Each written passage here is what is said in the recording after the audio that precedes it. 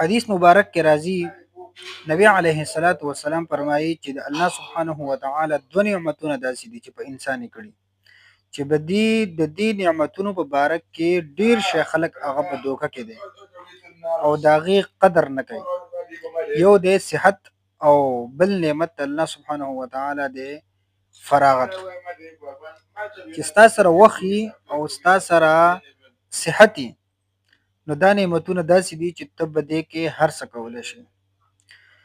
د کومو خلکو سره چې الله سبحانه و تعالی د دوه صحتونه ورکړي دي او د هغو سره دي نو د دې نه فایده والی او د دې نه داسې فایده والی چې په دنیا کې هم ستاسو په کار راشي او په آخرت کې هم ستاسو په کار راشي. که ستاسو سره صحت او وخت سره نه نو بیا هم ته کار نشي کولی.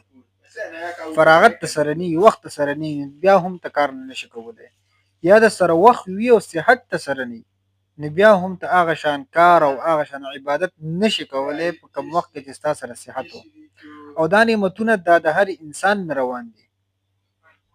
صحت او وخت دا روان دي.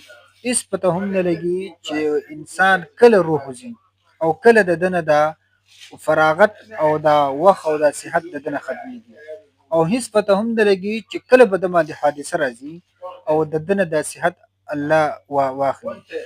نو چې درکړی دی نو دا ستا لپاره مهلت دی.